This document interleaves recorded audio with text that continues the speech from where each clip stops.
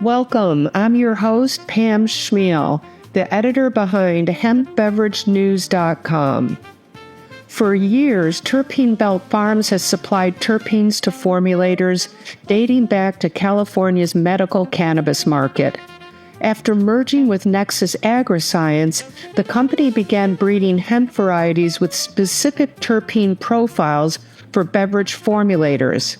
As hemp beverage brands prepare for potential regulatory changes on November 12th, CEO Shareef El-Sissi believes those terpene profiles could provide an alternative approach to product development.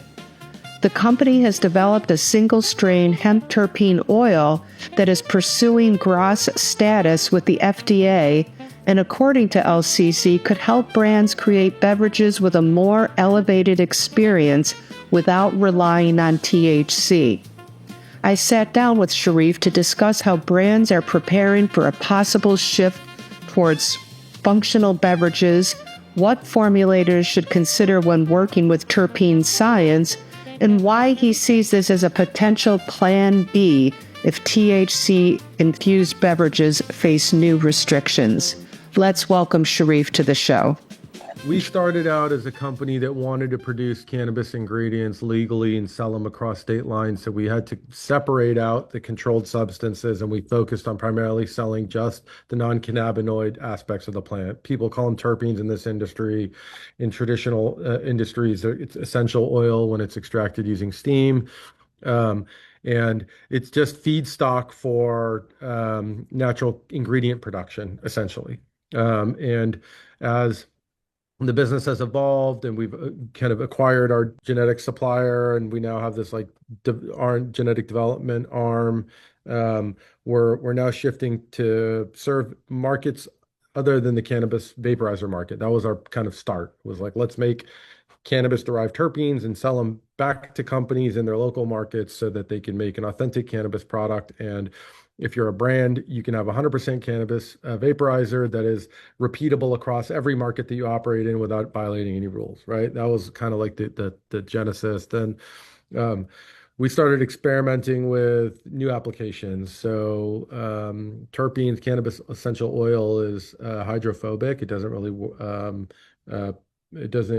solubilize and homogenize into water well. It separates like oil and water. So we started developing relationships with these emulsification companies. Cannabinoids are the same. They need to be they need an emulsifier to suspend in water. And we started trying to showcase different use cases for our for the oil. And we do this annual harvest party every year, and we do a nice big elaborate cocktail bar and craft cocktails and all this. And we found really amazing use cases for the oil in both cocktails and in beer.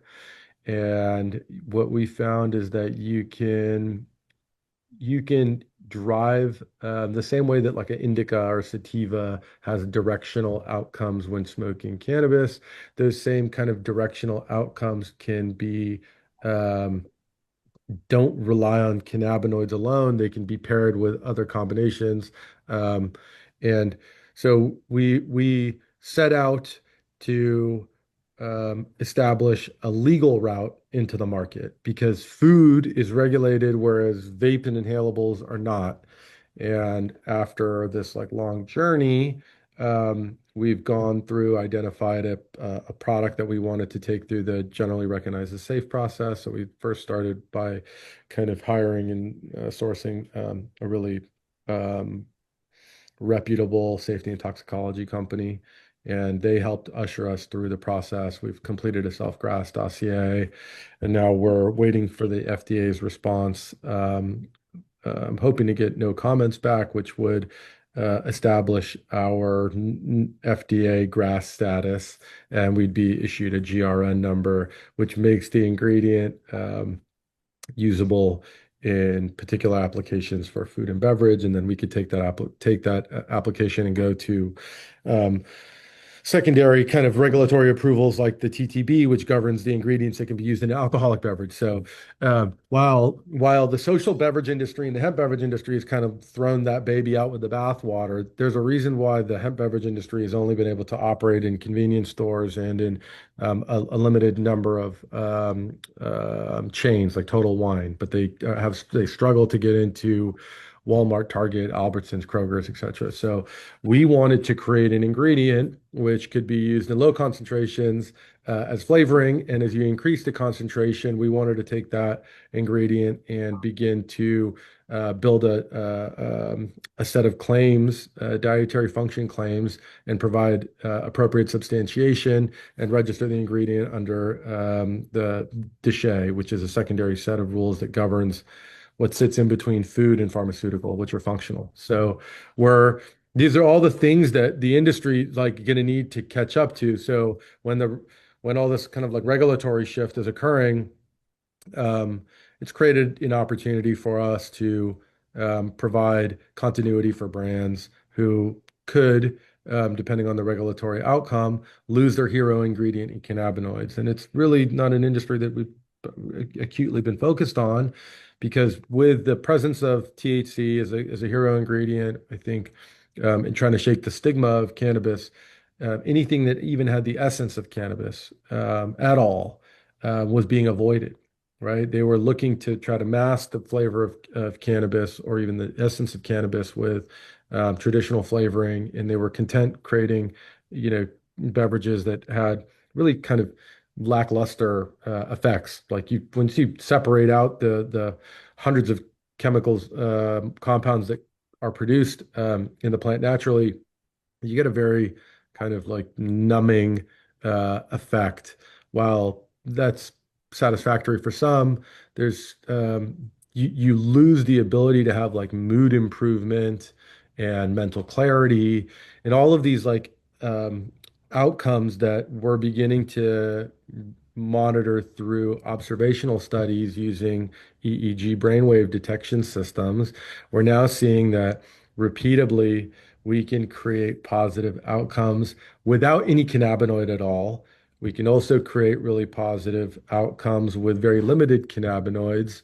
And so as like this, industry barrels towards uncertainty, um, companies that are at the core of their DNA are cannabis companies. They're trying to figure out where they're going to go. They don't know if they're going to go to kava or kratom or kanna or L-theanine, mushroom lion's mane, etc. So you have this like you have companies that are just willing to continue barreling towards the deadline. You have other companies who want to have a pivot. Most of the companies that are kind of institutionally funded or have debt, they're like, hey, we have to pivot. We have to have continuity in the business. I have investors. I have a promise to deliver. So they need to find solutions. So we're finding now that there's a lot of interest in the ingredient. We're going to be going to HBE and marketing, but we're bringing an ingredient that has safety, toxicology, self-GRAS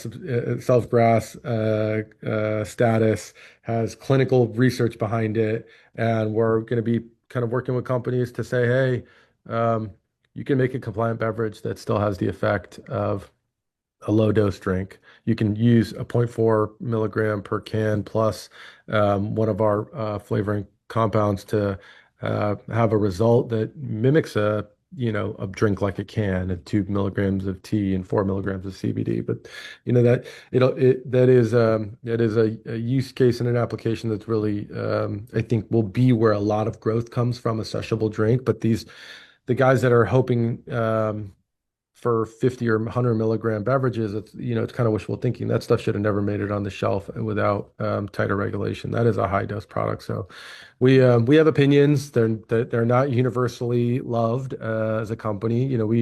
We invest in being a gold standard operator on the regulatory side, and we pay close attention to what's happening in DC. So I don't know, if you're covering hemp bev, it's really like important to call out that basically all of the attempts to basically all the attempts to delay, extend, modify the deadline, whether it was Andy Barr's regulating tax framework, Russell Fry's had a bill, James Comer had a defunding rider, Ilhan Omar had a 1 year delay. All of them failed without a vote. None of them even made it to vote. So. Um, the zero point 0.4 milligram cap is coming. There's obviously opportunity for I think maybe changes could happen in appropriations, but maybe I'm not a lobbyist, but there is the fight's not kind of over the topic, and I do believe that Beverages has will find a home with the alcohol distribution network framework where age gating is occurring, and politicians can view the alcohol distributor or brand production kind of apparatus as the adult in the room, and still cannabis is and hemp is kind of a little bit cavalier, unfortunately. But this likelihood that these drinks go away forever is low. I think that there's just a period where a lot of the industry that didn't move to self-regulate will be forced into regulation, and it will take some time. But these drinks where moving a lot of people away from alcohol. It's really positive for society at large. The low dose ones, I think, don't need to be served in a medical dispensary, and there's a framework to keep this stuff out of the hands of kids. So I do believe that hemp bev is a big deal. I've always said that the easiest path to legalizing cannabis is through the Farm Bill. And while everybody's kind of focused on the mechanics of rescheduling or descheduling or what got rescheduled. Like the reality is that um, progress was being made. Self-regulation, Willibur didn't take shape. So in the absence of regulation, you had a lot of bad actors who unfortunately overplayed their hand, and now we're in a position where there's a pullback.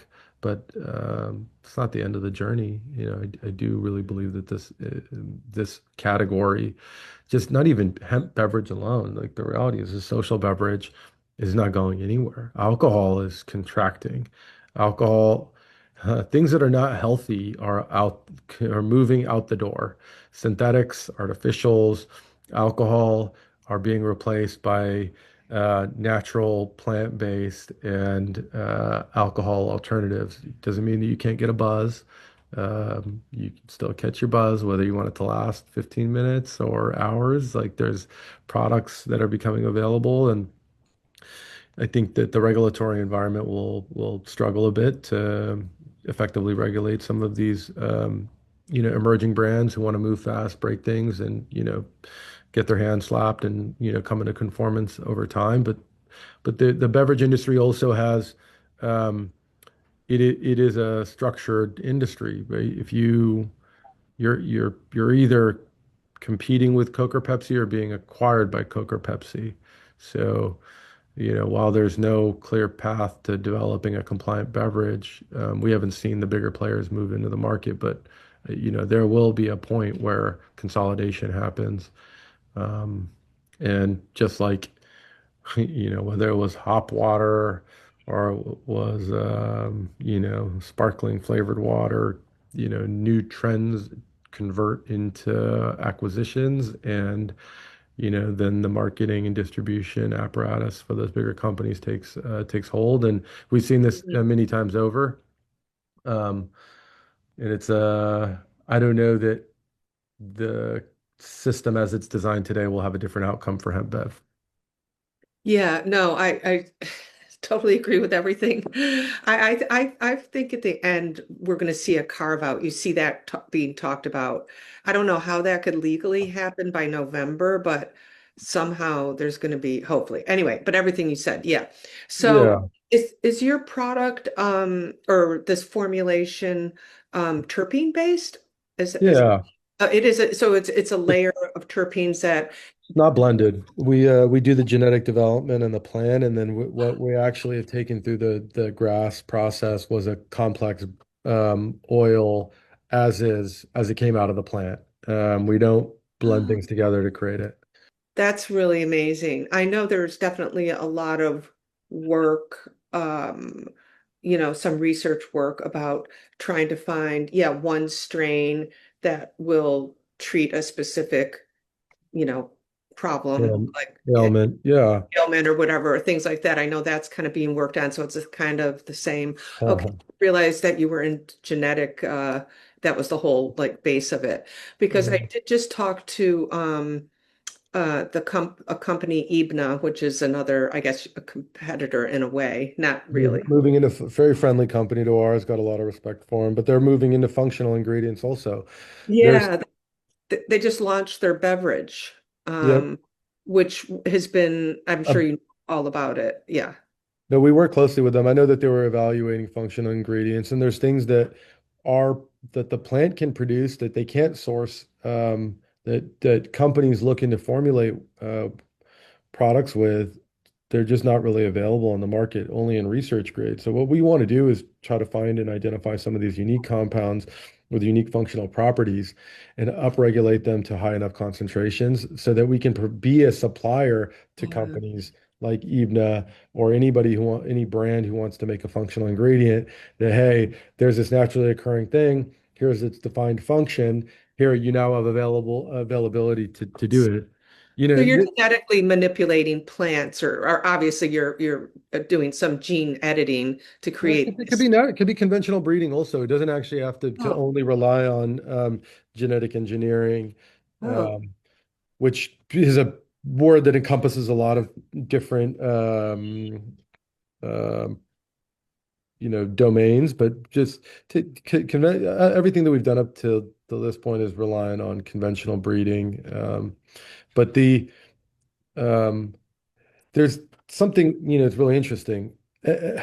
Along with the modern day synthetic based, petroleum based pharmaceutical industry that basically came and said natural medicines and natural healing really don't have a place. They're these complex botanical matrices, like essential oils, um, cannot you cannot attribute a one-to-one relationship between cause and effect, and therefore we're not going to be able to effectively regulate these things as pharmaceutical drugs. Like all of that was, somewhat due to the resources and lobbying efforts of the petroleum industry. They kind of like set the framework. So they've really ushered in a system over the last 100 years that our food is becoming increasingly petroleum based. All the materials that we deal with are being increasingly petroleum based. And it's just like a function of capital. There's been a lot of money invested in CapEx invested into building these big systems and,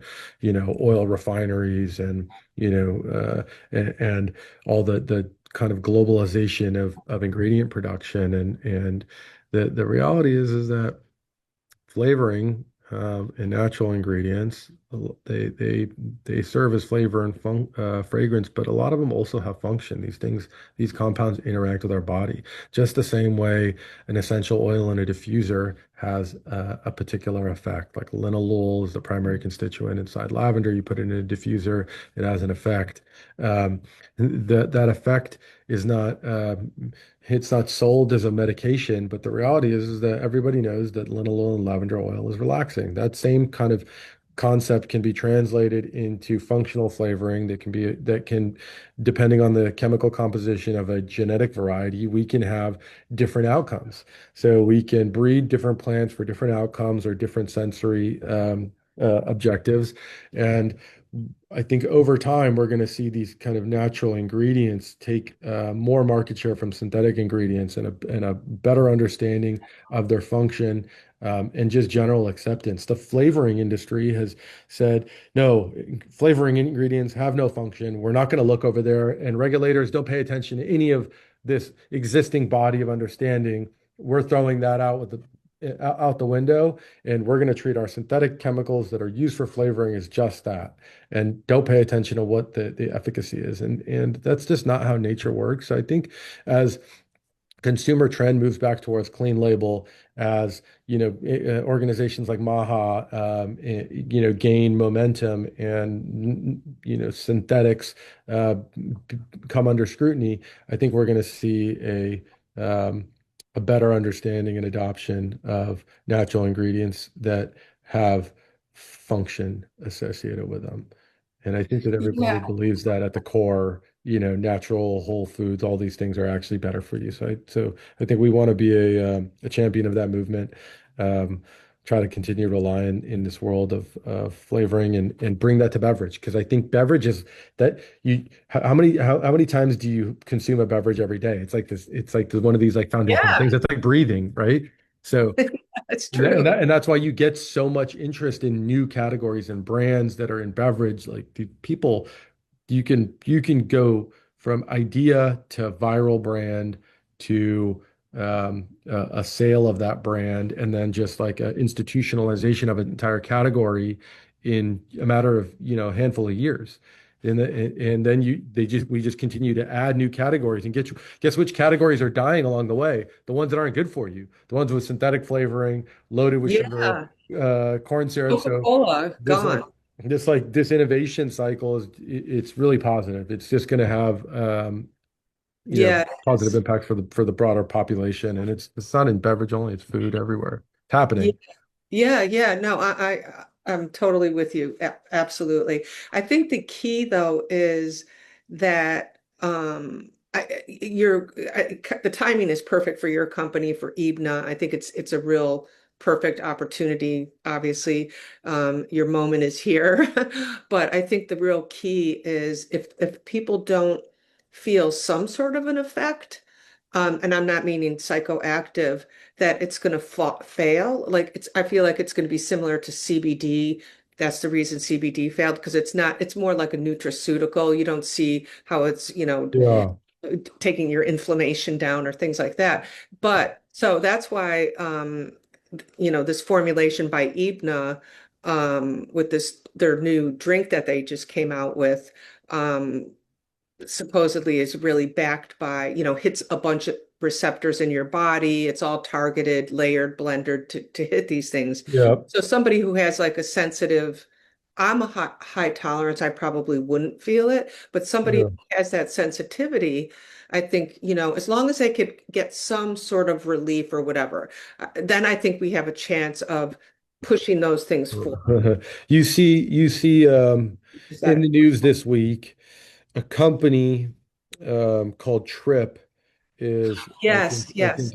on the doorsteps of $1 billion exit, and their hero ingredient is So, is magnesium.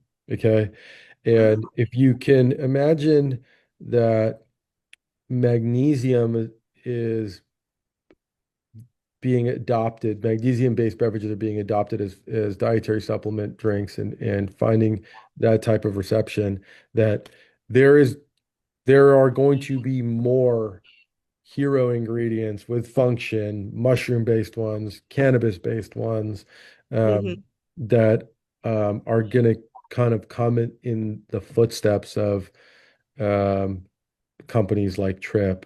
Um, and it's interesting because if I drink a magnesium beverage, I wouldn't feel it. But yeah, if I drink some of these social tonics like L-theanine and ashwagandha and lion's mane, you get enough ingredients in there that you can start to feel something. really. I do really believe in our hero ingredient. You What is definitely your hero ingredient? Like, what is it? it's it's hemp essential oil. It's a hemp essential oil blend, and um, with a high enough concentration, um, you get a mood lifting effect.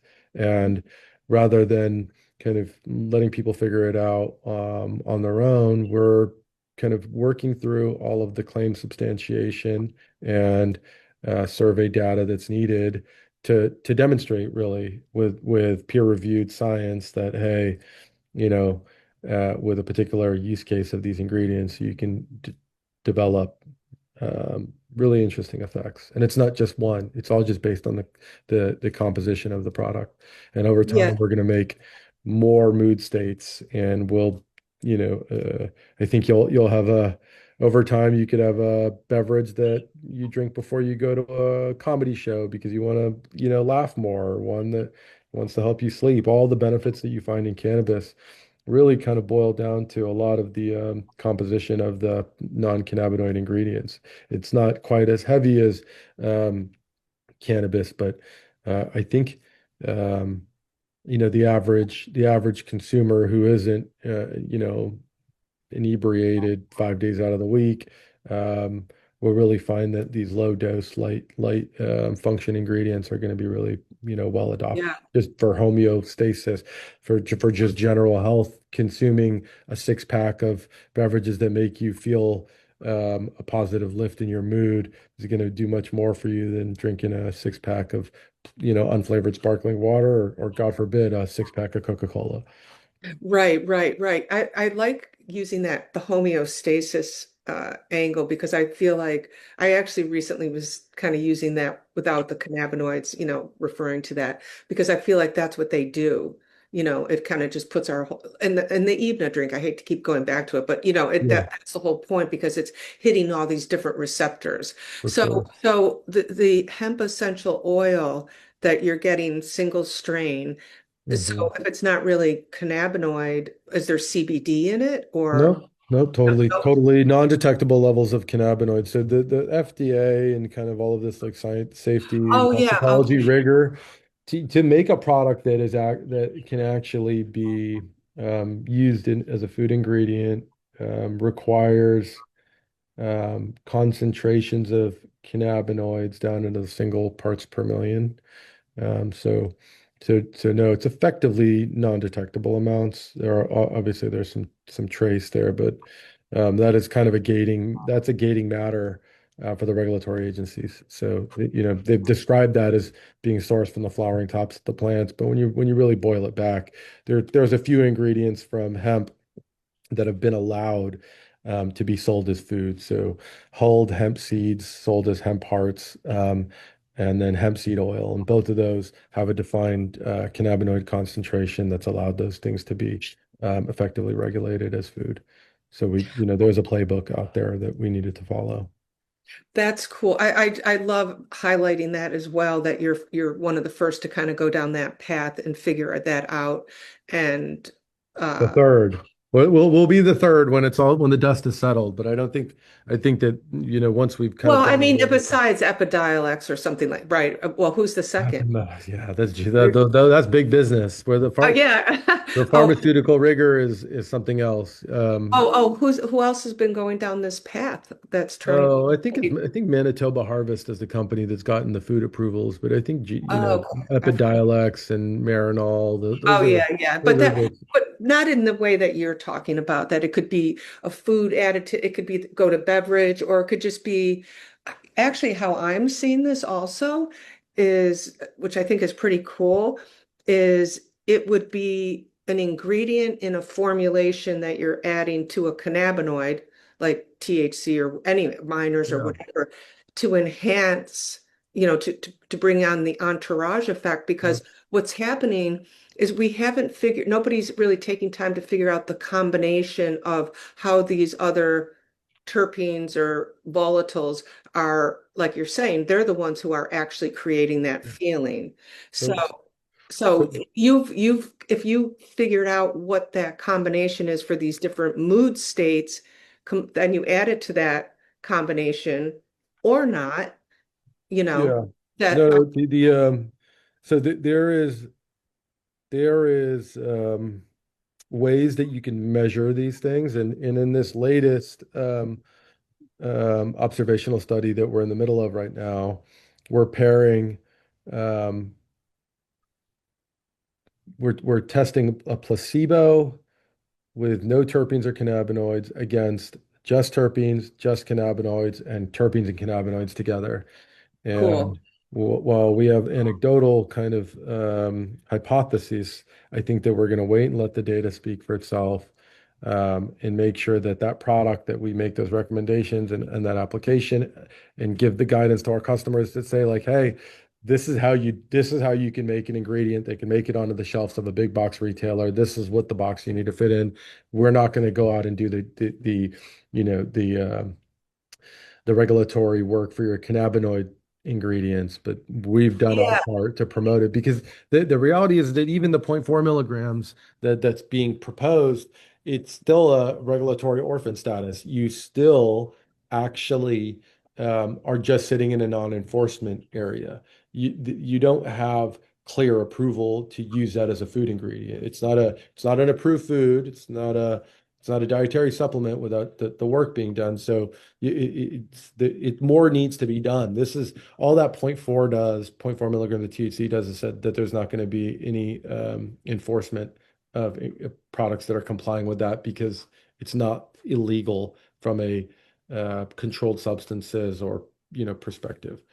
So there's work. We're just start. I think we kind of bungled this a little bit. There's between the hemp framework and the regulated cannabis framework, there's still a lot of yeah, work to be done. We're doing what we can to say, hey, all of these like challenges in regulating this plant derive from psychoactive effects of compounds that regulatory agencies believe are intoxicating. And we're saying our whole strategy is to basically avoid that regulatory kind of marvelous. gatekeeping and focus purely on the compounds that have existing uses, are already accepted as food, flavoring, and functional ingredients in traditional CPG world. So, even then, even with a cannabinoid-free product, our business is still kind of sucked in and has to deal with the challenges that are associated with how do we regulate? And even when we make we make progress, um, every step is challenging. I stopped holding my breath waiting on cannabis regulation, and I still think that we've got another 5 years before we get some certainty about how all this stuff is going to work. Look, I'm cannabis industry to the core. I've been working in this industry for 20 years. Like, I know what this plant could do anecdotally. I've sat and I've literally butt tended in the medical era where people were really sick, all types of different ailments. Like I got to see the impact of the plant, knowing the chemistry, understanding it, seeing how it works. So I have all this, tribal knowledge about what the potential is, Yeah, and to really be taken seriously in the kind of traditional CPG industry. You need to prove it, and you need to have the product. It needs to be good. It needs to be cheap. It needs to be reliable. The supply needs to be there. You have to have regulatory approval. And if you're going to say something about the product, you have to be able to back it up. This like, fly by the seat of the pants kind of strategies that, the cottage industry was tolerating. Like we need to mature as an industry, trying to lead the way. Us moving in this direction and even going beyond beverage and getting into just isolated natural ingredients and using the plant to produce compounds so that we can get people off of petroleum based chemicals. This is where I think our company is needed. There's not one more person that's going to get high or not because we're producing a cannabis ingredient. That's that outcome is certain.